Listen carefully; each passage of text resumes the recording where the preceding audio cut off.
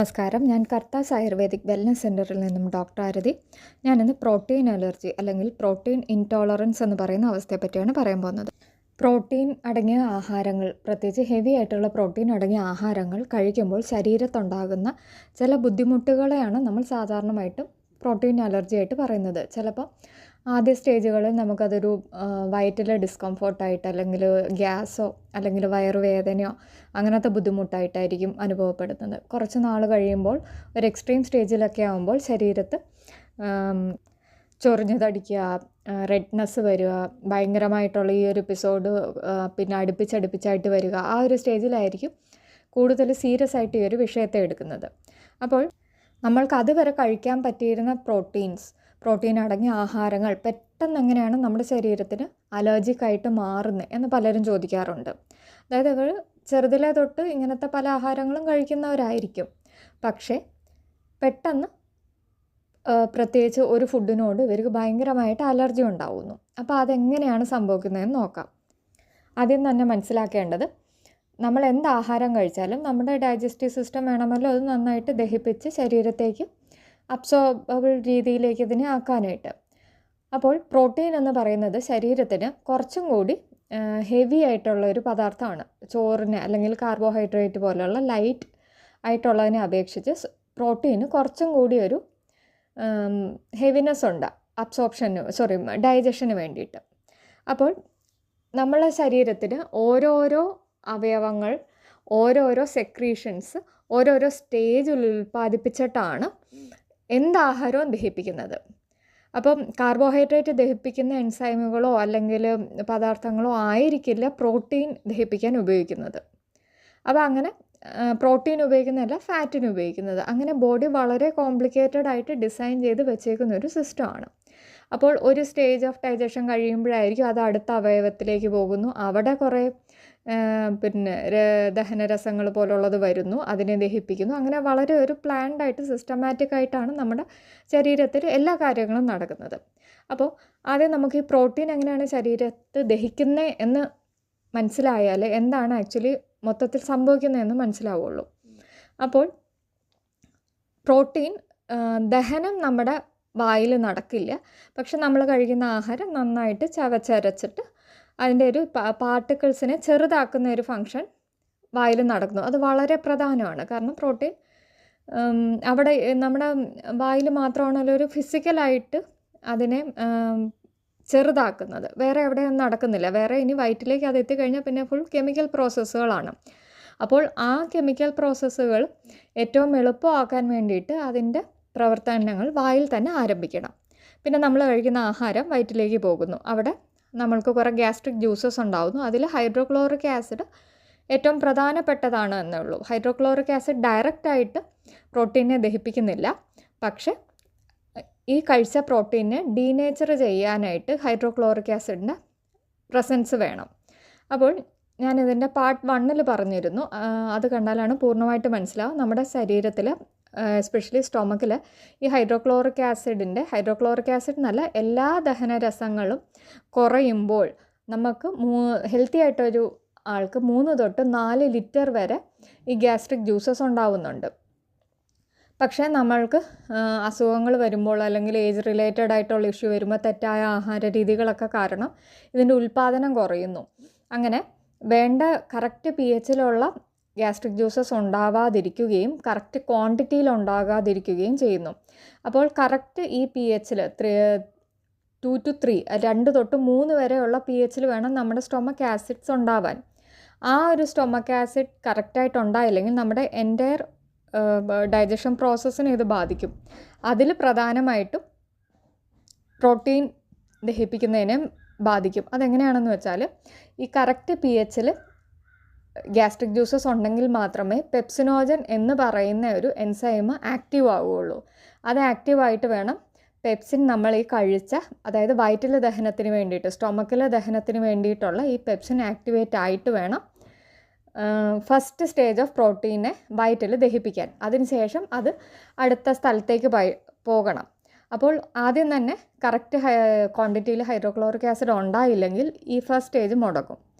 പിന്നെ അതിനുശേഷം നമ്മൾ കഴിക്കുന്ന ആഹാരം നേരെ സ്മോൾ ഇൻറ്റസ്റ്റൈനിലേക്കാണ് പോകുന്നത്, ഡിയോഡിനത്തിലേക്ക് പോകും. അവിടെയാണ് ഏറ്റവും പ്രധാനമായിട്ടുള്ള പ്രോട്ടീൻ ഡൈജഷനും പ്രോട്ടീൻ അബ്സോർപ്ഷനും നടക്കുന്നത്.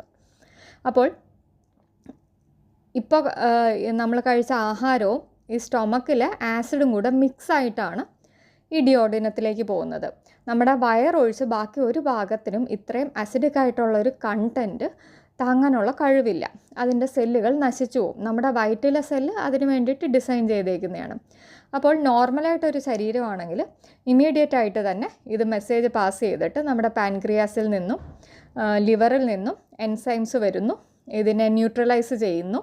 മെയിനായിട്ട് പാൻക്രിയാറ്റിക് എൻസൈംസ് ആണ് ഈ കഴിച്ച അസിഡിക് ആയിട്ടുള്ള നമ്മുടെ ഇപ്പോഴത്തെ ഫോമിലിരിക്കുന്ന ആ ഫുഡിനെ ന്യൂട്രലൈസ് ചെയ്യേണ്ടത്. അതോടൊപ്പം തന്നെ പ്രോട്ടീൻ ദഹിപ്പിക്കാനായിട്ടുള്ള എൻസൈംസ്, പാൻക്രിയാറ്റിക് എൻസൈംസ് സ്മോൾ ഇൻറ്റസ്റ്റൈനിലേക്ക് വരും.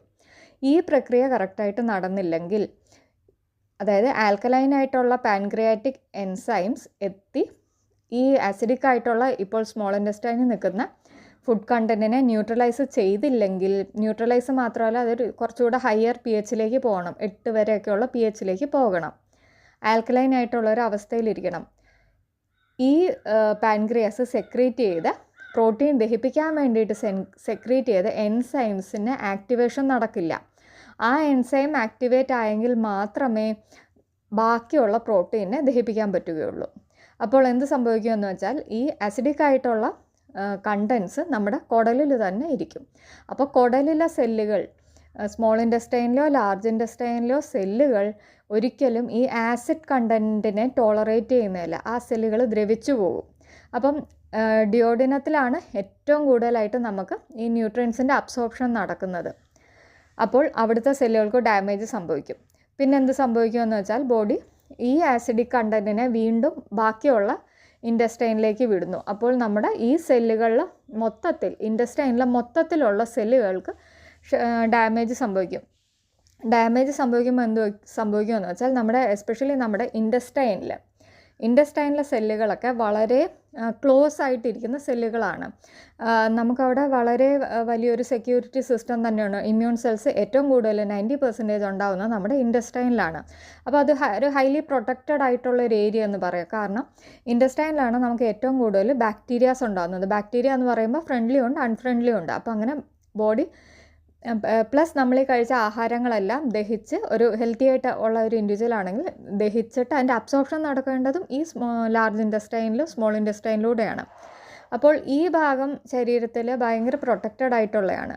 പക്ഷേ ഈ അസിഡിക് കണ്ടന്റ് ചെന്നിട്ട് ഈ സെല്ലുകളെ നശിപ്പിക്കുകയും അതിൻ്റെ ഇൻറ്റസ്റ്റൈനൽ പെർമിയബിലിറ്റി കൂട്ടുകയും ചെയ്യും. അതായത് അൺവാണ്ടഡ് ആയിട്ട് ശരീരത്തിന് അറിയാത്ത കുറേ പദാർത്ഥങ്ങൾ വളരെ സെലക്ട് ചെയ്ത് മാത്രമേ ശരീരം ഒരു വസ്തുവിനെ ഉള്ളിലേക്ക് ബ്ലഡിലേക്ക് കടത്തിവിടുകയുള്ളൂ.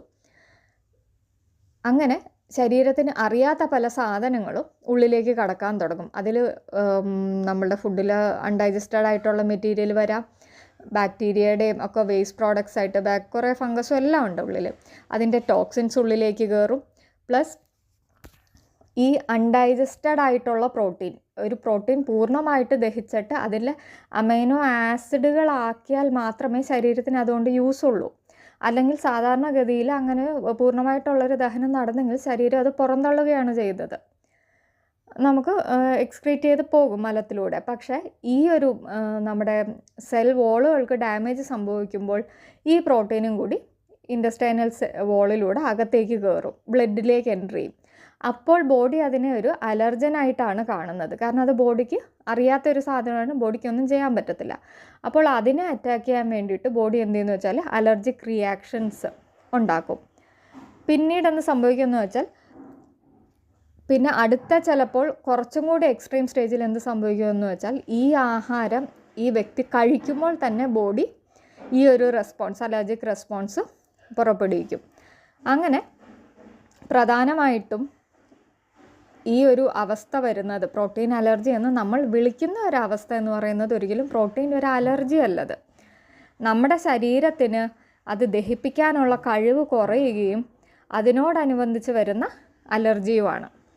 അപ്പോൾ ഇതിൽ ശരീരം എപ്പോഴും എസ്പെഷ്യലി നമ്മുടെ ബ്ലഡ് ആൽക്കലൈനായിട്ടാണ് ഇരിക്കേണ്ടത്. അപ്പോൾ നമ്മൾ ഹൈലി ആസിഡിക് ആയിട്ടുള്ള ഫുഡ് അതായത് കൂടുതലായിട്ടുള്ള റെഡ് മീറ്റ് അല്ലെങ്കിൽ മീറ്റ് എല്ലാം തന്നെ കുറച്ച് അസിഡിക് ആണ്. അത് അമിതമായിട്ട് കഴിക്കുമ്പോൾ നമ്മുടെ ശരീരത്തിലേക്ക് അസിഡിക് കണ്ടൻറ്റ് കൂടുകയും ഇത് ചെന്നിട്ട് നമ്മുടെ ലിവറിലും പല പല അവയവങ്ങളിലും ഡാമേജ് ഉണ്ടാക്കുന്നു. ആദ്യം ഇത് ഡാമേജ് ചെയ്യുന്നത് ലിവറിലാണ്. കാരണം നമ്മുടെ കഴിച്ച ആഹാരത്തിൽ നിന്നൊക്കെ ഉള്ള എല്ലാ കണ്ടൻറ്റും കൂടി ബ്ലഡ് വഴി ആദ്യം ചെല്ലുന്നത് ലിവറിലാണ്. അപ്പോൾ നമ്മുടെ ലിവറാണ് ഈ മെറ്റബോളിസത്തിൻ്റെ ഭൂരിഭാഗം കാര്യങ്ങളും ചെയ്യുന്നത്. അപ്പോൾ ലിവറിൽ ടോക്സിൻസ് കൂടുമ്പോൾ നമ്മുടെ ശരീരത്തിൽ വേണ്ട വിധത്തിലുള്ള ശുദ്ധീകരണ പ്രക്രിയകൾ നടക്കാതെ വരികയും ലിവർ സെൽസിന് പതുക്കെ ഡാമേജ് ഉണ്ടാവുകയും പിന്നീട് നമ്മുടെ ശരീരത്തേക്ക് ഇമ്പ്യൂറായിട്ടുള്ള ബ്ലഡ് പോവുകയും ചെയ്യുന്നു. അതിനോടനുബന്ധിച്ച് പല പല അവയവങ്ങളെ ഇത് ബാധിക്കും. അങ്ങനെ നമ്മുടെ പാൻക്രിയാസിലേക്കും ഇതേപോലെ ഇമ്പ്യൂറായിട്ടുള്ള ബ്ലഡ് പോകുന്നു. അവിടെ ഇൻഫ്ലമേഷൻ ഉണ്ടാകുന്നു, നീർക്കെട്ട് പോലെ ഉണ്ടാകുന്നു.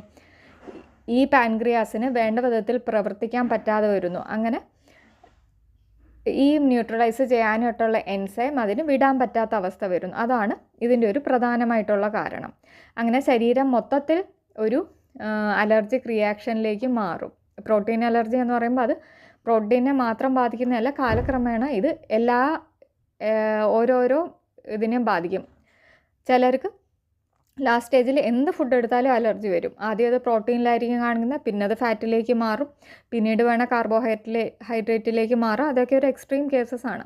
അപ്പോൾ പ്രോട്ടീൻ അലർജി എന്ന് പറയുമ്പോൾ നമ്മൾ മനസ്സിലാക്കേണ്ടത് നമ്മൾക്ക് നമ്മുടെ ഉള്ളിലെ ഡൈജസ്റ്റീവ് സിസ്റ്റമാണ് തകരാറിലായേക്കുന്നത്. അതൊരു പ്രോട്ടീൻ്റെ കുഴപ്പമല്ല, നമ്മുടെ സിസ്റ്റത്തിൻ്റെ കുഴപ്പമാണ്. അതിന് നമ്മൾ കറക്റ്റ് ചെയ്യേണ്ടത് നമ്മുടെ ഡൈജസ്റ്റീവ് സിസ്റ്റമാണ്, നമ്മുടെ ബോഡിയാണ് കറക്റ്റ് ചെയ്യേണ്ടത്. അതോടൊപ്പം ഇത് പിന്നീട് വരാതിരിക്കണമെങ്കിൽ നമ്മൾ ആഹാരത്തിലും നമ്മുടെ ദിനചര്യയിലും ഒക്കെ നന്നായിട്ടുള്ള വ്യത്യാസങ്ങൾ വരുത്തണം. എന്നാൽ മാത്രമേ നമുക്ക് ശരീരം ഹെൽത്തി ആയിട്ട് മെയിൻറ്റെയിൻ ചെയ്യാൻ പറ്റുകയുള്ളൂ.